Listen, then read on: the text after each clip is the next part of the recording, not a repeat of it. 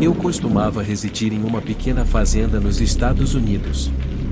Assim que alcancei os 18 anos, optei por mudar-me, e vou compartilhar o motivo.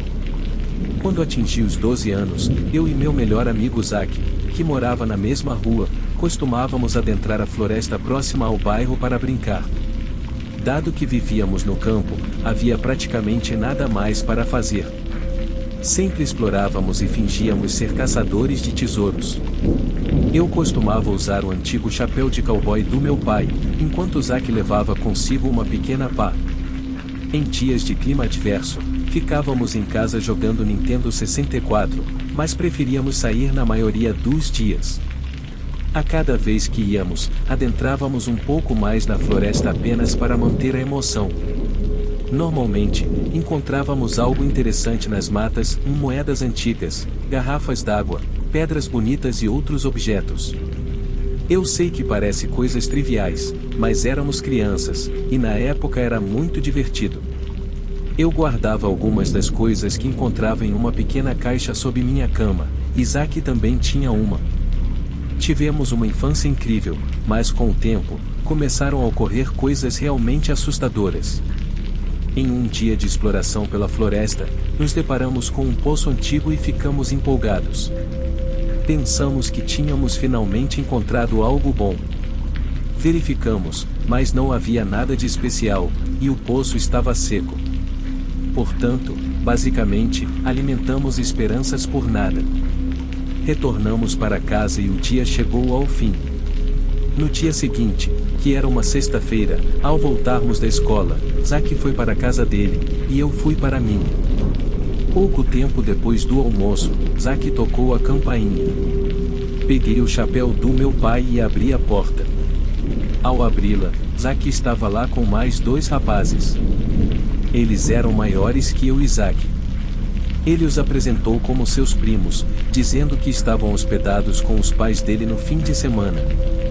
Chamavam-se Dani e Simon, tinham 15 anos, 3 anos mais velhos que eu e Zack. Eles queriam nos acompanhar na floresta, concordei, e fomos para lá. Foi um dia normal, em sua maior parte, mas os primos de Zack eram uns completos aborrecimentos. Eles continuavam dizendo que era entediante estar na floresta e nos perguntavam como nunca ficávamos entediados lá. Mais tarde naquela noite, por volta das 11 horas, ouvi uma batida na janela do meu quarto. Era Zack com os primos, e eles me chamaram para descer. Consegui descer sem acordar meus pais, então abri a porta. Zack e os primos me perguntaram se eu queria ir para a floresta. Nunca havia estado lá a noite antes, e, para ser honesto, não queria ir inicialmente, disse não, e eles retrucaram me chamando de perdedor, então viraram as costas e foram embora. Foram na direção da floresta, e antes de desaparecerem na escuridão, mudei de ideia.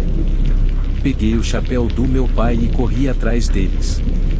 Consegui alcançar o grupo antes de entrarem na floresta, e quando chegamos lá, começamos a andar mais fundo na mata. Eu estava realmente assustado, e pelo olhar no rosto de Zack, ele também estava com medo. Os primos ficaram na frente, iluminando as árvores assustadoras com suas lanternas. Percebi que estávamos indo na direção do poço que Zack e eu tínhamos encontrado antes. Conhecendo o lugar como a palma da minha mão, tinha um plano caso algo acontecesse.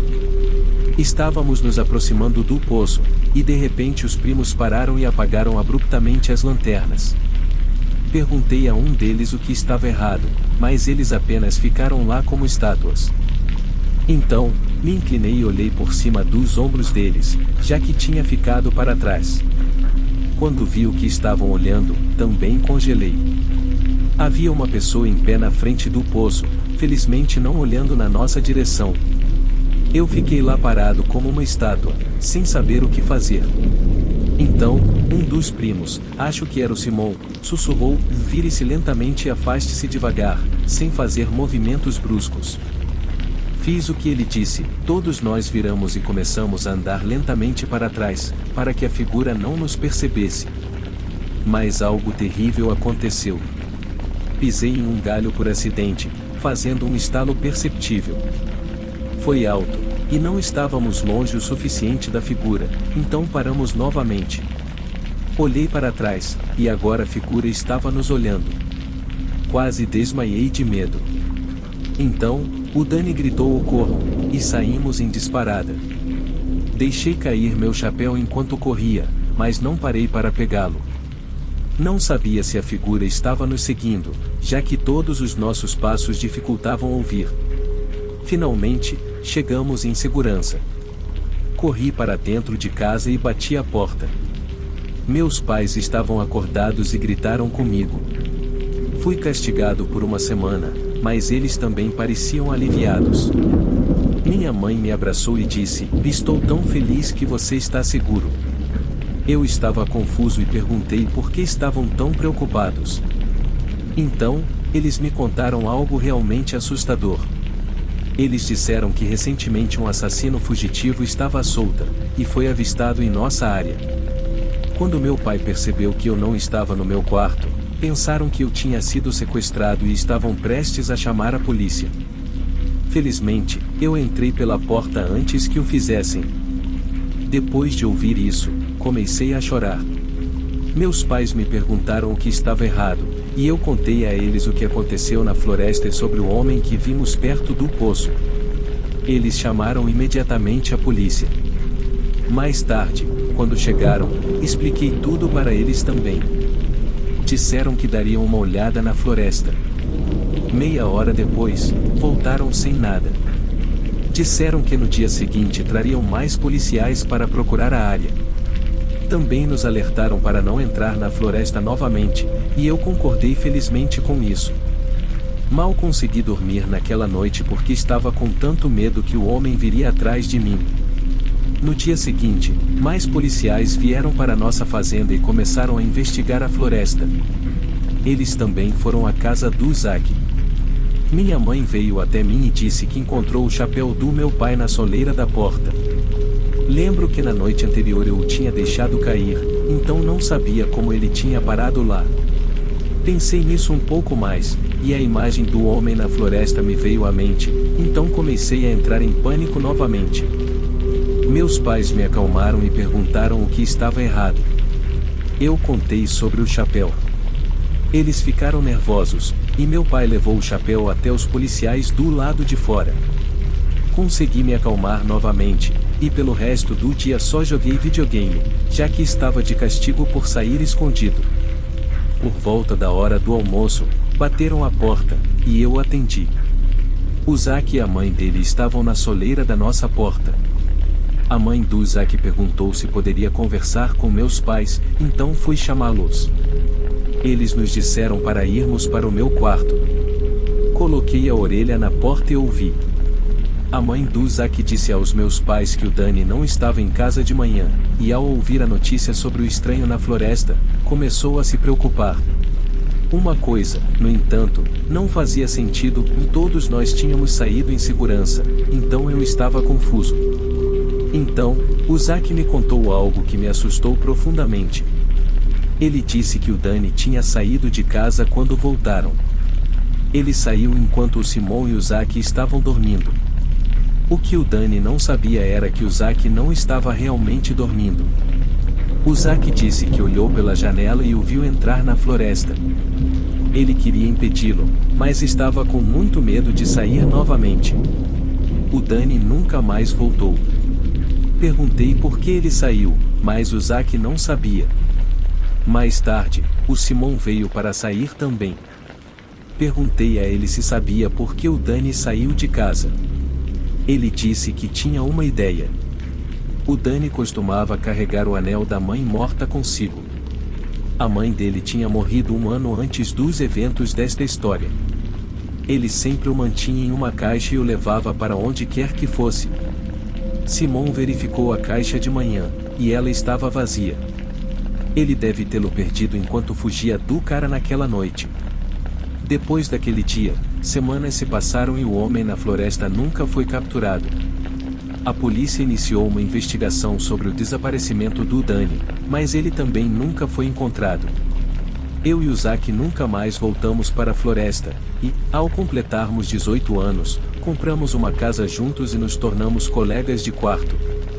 Nada supera ter seu melhor amigo como colega de quarto. Agora, aos 25 anos, moro com minha namorada também. Eu e o Zack ainda somos próximos, e penso naquela noite quase todos os dias. Provavelmente, continuarei pensando nisso pelo resto da minha vida.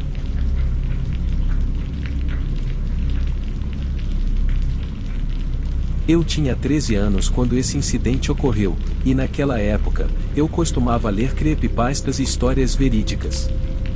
Resido em Carol Island, um local repleto de florestas por toda parte, localizado no condado de Baltimore.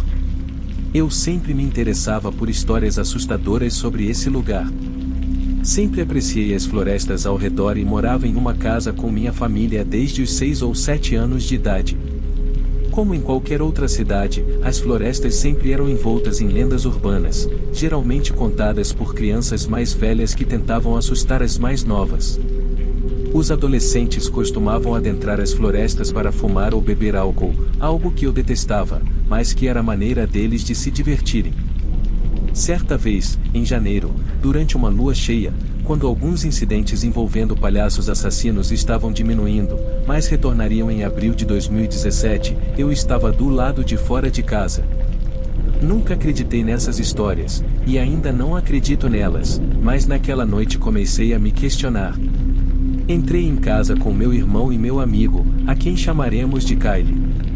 Ele era da República Dominicana e sempre acreditou no paranormal, então tínhamos muito em comum. Fomos para o quarto do meu irmão, pois era o maior, e assistimos ao vídeo polêmico de Logan Paul, aquele que todos conhecem. Ao término, Kyle lembrou que era lua cheia e que os palhaços estavam circulando por causa disso. Eu disse que era bobagem, apenas pessoas insanas fantasiadas. Ele insistiu, afirmando que, se eu não acreditasse, eles viriam atrás de mim. Ri do comentário dele e pedi para parar de acreditar nessas coisas. Foi quando meu irmão Josh se levantou e disse que eu era medroso. Eu disse a ele que era um idiota e que era engraçado. Iniciamos uma conversa por bons 10 minutos, até que Kyle finalmente disse, então, por que você não prova? Eu disse o ok e falei que voltaria. Eu sei exatamente o lugar para provar, acrescentei. Havia um pequeno local próximo de casa, destinado a ser um parque, mas não tinha financiamento e só possuía uma pequena ponte para caminhadas, bastante agradável. Chamávamos de o Lago dos Patos, mas, na verdade, era o Seneca Creek em Baltimore. Saí de casa e peguei minha bicicleta para percorrer algumas quadras até o parque. Na entrada, havia outra área de floresta, propriedade privada das casas à beira da água, com algumas casas abandonadas entre elas. A entrada era fácil de ver, não dava para perder, e era, na verdade, um lugar bastante agradável durante o dia. Conforme me aproximava da entrada, percebi um mau cheiro. Lembre-se de que estávamos na natureza, onde as coisas morrem e se decompõem. Estava prestes a entrar no parque quando ouvi algo. Era uma voz falando em tom baixo e um tanto sedutor. Ei, garoto, por que você não vem até aqui? Foi quando entrei em pânico total. Não sou alguém que se assusta facilmente, mas pensei que poderia ser alguém lá fora, era desconhecido, e isso me assustou. Virei-me em direção a um pequeno arbusto perto da entrada e vi algo agachado profundamente nas moitas, olhando para mim. Não conseguia dizer se era um palhaço ou um demônio, nem me importava naquele momento. A simples ideia me deixou paranoico. Mesmo assim, eu estava prestes a entrar e ver o que era quando falou novamente, isso mesmo, venha até aqui. Então ouvi o som de uma lâmina sendo desembainhada, e foi aí que soube que era hora de sair correndo. Gritei instantaneamente de susto, virei-me para fugir e acabei batendo na minha bicicleta. Se não tivesse andado de bicicleta por tantos anos e construído a força muscular necessária para sair dali, estaria perdido. Fui direto para casa naquele momento, o meu corpo estava em completa histeria. Kyle disse que, uma vez que abri a porta, eu não estava compreensível. Levei um minuto para me acalmar e perceber que não deveria ficar tão assustado. Expliquei a Kyle e Josh o que tinha acabado de acontecer, concordamos em voltar lá no dia seguinte e enfrentar quem quer que estivesse lá. Nunca fizemos isso, e eu nunca mais fui lá à noite. Homem assustador nas moitas, quem quer que você seja, se ainda estiver por aí, vamos evitar nos encontrar.